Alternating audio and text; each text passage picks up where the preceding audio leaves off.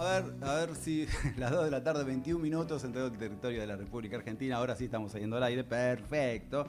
Es el momento del editorial del día de hoy. Bien, a ver. Guy Standing es un economista y sociólogo inglés que en 2013 publicó Precariado. Precariado, un término que acuñó para referirse a lo que él consideraba una nueva clase social global en gestación. Fíjese que dice en gestación. Está naciendo esta nueva clase social que, hay que decir la verdad, hoy ya es una realidad. Y que a lo que nos estamos refiriendo es a las personas que para llegar a fin de mes, bueno, ellos necesitan múltiples trabajos. Y así todo, a la mayoría nos cuesta lograr ese objetivo.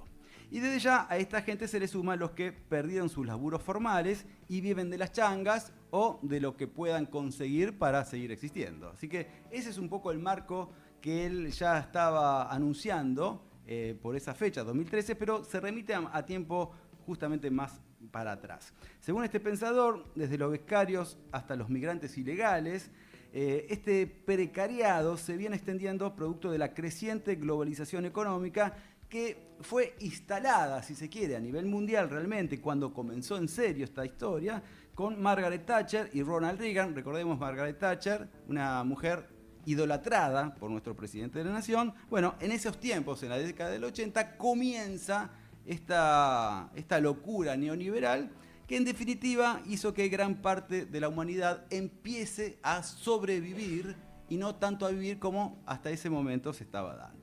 En la actualidad, los precariados, o vamos a decirlo como se dice acá en la Argentina, los precarizados, son los antiguos obreros expulsados del ámbito industrial, los inmigrantes con contratos irregulares, los jóvenes con estudios universitarios y que no tienen algún tipo de perspectiva a la vista. En definitiva, nos estamos refiriendo a las personas que no disponen de su propio tiempo ni son capaces de prever un futuro con un mínimo de horizonte, si se quiere. Y en ese sentido, cada vez hay más profesionales, sobre todo universitarios, ya ni siquiera me refiero a los que no pasaron por el secundario, si se quiere. Estamos hablando de tipos que pasaron por la universidad, y mujeres, por supuesto, que hoy por hoy se encuentran en esa condición. Sobre todo en la Argentina, en donde no se sabe bien para dónde dispara todo, ¿no? Bueno, entonces hay algo que decir, que es que la flexibilización laboral, que ya se está instrumentando, ya viene instrumentándose en distintas partes del mundo, Estados Unidos, Europa, bueno, y también los bajos salarios, acaba dando resultado e inseguridad en el trabajo y obviamente lo que se viene dando es la pérdida de derecho permanente. Si a esto se le suma, qué sé yo, las innovaciones tecnológicas en general, qué sé yo, la robótica, la inteligencia artificial, que también hace que se vayan reduciendo las posibilidades de laburo, bueno, esto genera de alguna manera, o se viene dando, lo que en su momento Marx llamaba el ejército de reserva, que ya ni siquiera llegamos a eso. Es lo que se está dando hoy por hoy es algo que supera hasta el propio pensamiento de Marx. Porque ser precarizado significa vivir constantemente en la inseguridad económica, alternando contratos temporales con épocas de desempleo, por ejemplo. Eso es algo que, si bien puede resultar inevitable para los primeros años de vida laboral de los más jóvenes, se torna bastante enfermizo para los que tenemos más edad y tenemos que sostener esto década tras década, ni hablar los que tienen hijos y que es, la verdad, una situación bastante angustiante. Y es que los que ponen este tipo de sistema económico, ¿no?, instalan este tipo de sistema económico con este tipo de flexibilización laboral, la verdad es que no les interesa un pito cómo tiene que vivir la gente de aquí en adelante. A ellos no les importa, no les interesa, pero no deja de dejar a la mayoría de la gente en una situación terriblemente endeble, porque, a ver, tener un laburo implica, de alguna manera, cumplir, si se quiere, con una función económica. Vivimos para ganar dinero, o sea, trabajamos para ganar dinero. Implica también una función social, pero por sobre todo las cosas psicológicas, ¿sí? De alguna manera, el laburo nos ordena la vida. Y recién hablábamos un poquito con Belén, esto de los cambios de horas, este banco de horas, nos va a terminar desorganizando otra vez la vida, que ya bastante desorganizada la tenemos. Y en este sentido, la reforma laboral que quiere implementar justamente Milei en la Argentina, implica legalizar un sistema que hoy por hoy, hay que decir la verdad, cuesta sostener. Pero cuesta sostener no por los derechos laborales adquiridos, sino justamente por una política económica que está destruyendo la industria nacional. O sea, ahí está el problema. Están destruyendo absolutamente todo lo que tenga que ver con la estructura productiva de la Argentina. Eso genera ya desempleo de por sí. Así que quieran instaurar la idea de que esto se da por los derechos laborales ya es una mentira alevosa, que todo el mundo se da cuenta, pero bueno, la gente, evidentemente hay mucha gente que sigue creyendo que hay que instalar una reforma laboral para que haya más laburo. No, no va a haber más laburo porque ya directamente la estructura económica establece que no lo haya, ¿sí? Ahí estamos un poco con este tema.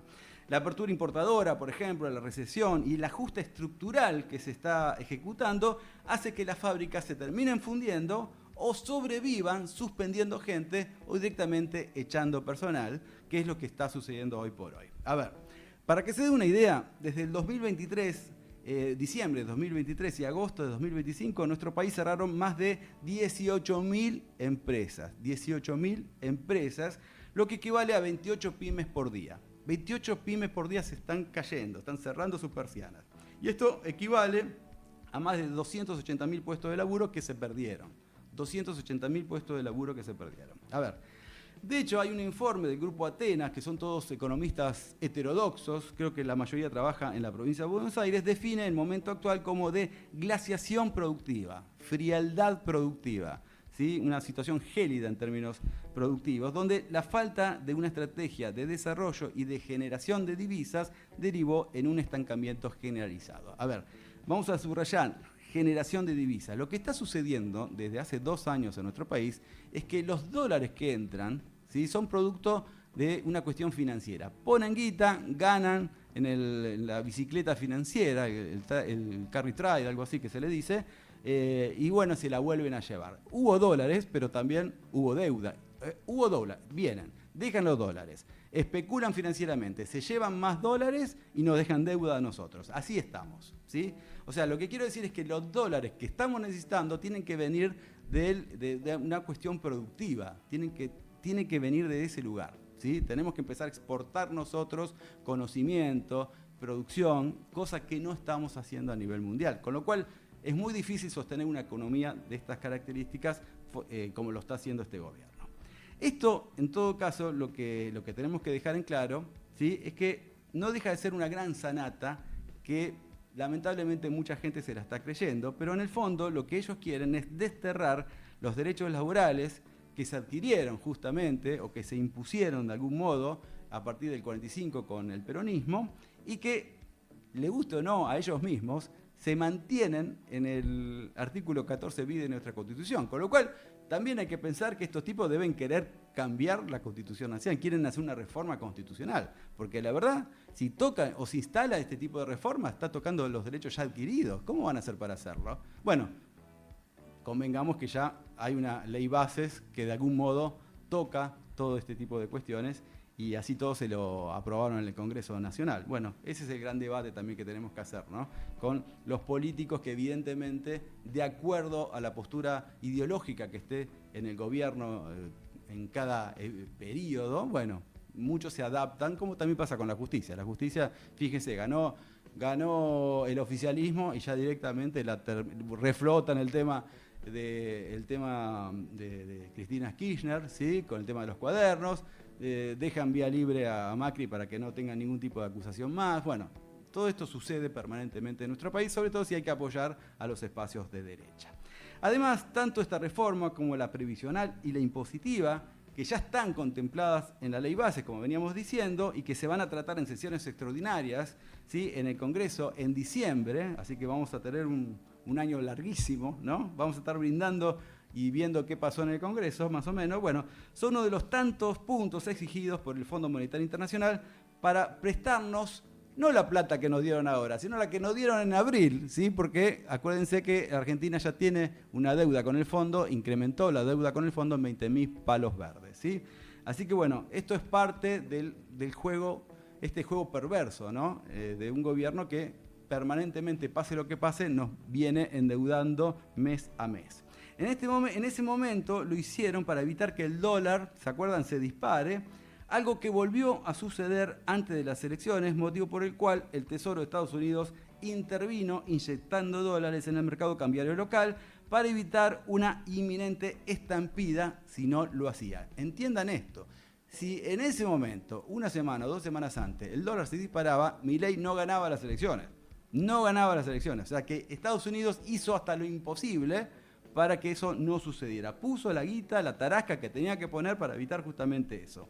¿Qué se acordó para que se involucraran de esta manera? Bueno, obviamente no lo sabemos, pero la mayoría nos lo imaginamos. Soberanía más recursos naturales y energéticos. Obviamente nos regaló con pito, moño y corneta al país entero. A propósito de este tema, me refiero a lo del famoso intervención del Tesoro norteamericano.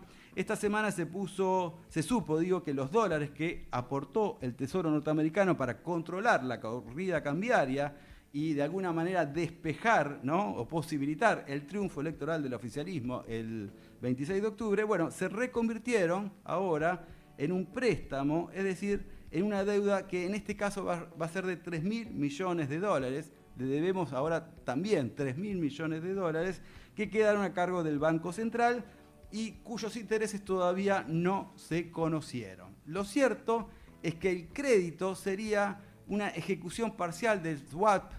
Ya no tengo que poner sería, hay que ponerlo. Lo cierto es que el crédito es una ejecución parcial del swap de monedas que anunciaron antes de las elecciones, me refiero al Banco Central y al Tesoro estadounidense, por 20.000 millones de dólares más, con características que se mantienen en secreto, pero que devengaría en una tasa de interés que estiman entre el 4 y el 6% anual. ¿Sí?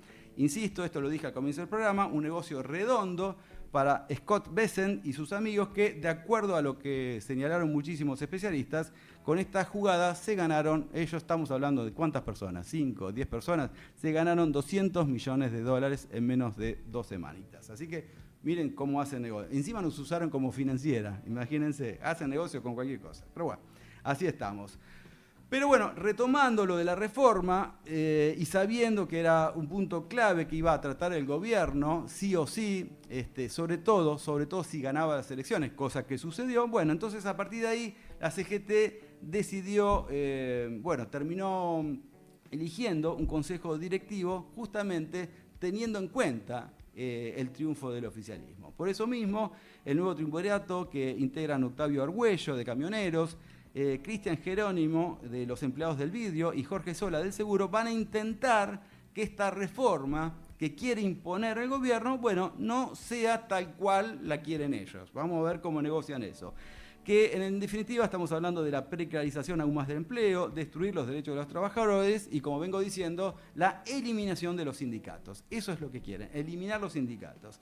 En ese sentido habrá que ver hasta qué punto el carácter dialoguista de esta nueva conducción logra evitar este combo mortal, ¿no? Porque la verdad nos deja a todos en pampa y la vía si esto sucede. Pero bueno, porque está más que claro que, de acuerdo a los avances científicos y tecnológicos y los cambios sociales, hay que hacer seguramente modificaciones o actualizar ciertas normas para que estén en consonancia con el presente, pero si la intención es solo quitar los derechos laborales, la verdad no hay mucho que dialogar. Esa es la verdad, ¿no? Aquí está la cuestión. ¿Las reformas son solo para los laburantes o también va a haber reformas para los empresarios y los dueños del capital? Si solamente son para los laburantes, bueno, listo, no hay mucho que discutir, no se puede discutir así, no se puede dialogar. Y en ese sentido quizás ahí es cuando yo digo, quizás hubiera sido más interesante que haya una conducción un poco más confrontativa, que se ponga más firme y diga, bueno, hasta aquí llegamos, señores, y acá se acabó todo. Bueno, nada, no fue lo que se decidió al final, pero bueno, como decía un viejo representante gremial amigo, me decía, bueno, ¿qué significa hoy ser combativo? Me planteaba, como que me replanteaba una cuestión de esas características. ¿Qué significa ser combativo hoy? Cuando la mayoría de la gente, cuando le propones un paro o algún tipo de marcha para que vaya a protestar por justamente lo que está pasando en términos laborales, la mayoría de la gente te dice, y la verdad tengo miedo, quisiera no ir. Mucha gente ya no está yendo a las marchas, no participa de las luchas gremiales. O sea, hay mucho temor al perder el laburo, lógicamente. O sea, combativo, con gente que tiene miedo de perder el laburo es complicado. Y para colmo, como decíamos hace un rato, hace 2 semanas el oficialismo ganó las elecciones. O sea que se le dio una chance más, un cheque en blanco, para ver qué pasa de aquí en adelante. La verdad, esa es la única realidad. Y bueno, ese día, el 26 de octubre, de algún modo, la gran parte de la población argentina terminó decidiendo extender justamente esta agonía y la verdad nos puso en una situación compleja con un futuro incierto y contradictorio.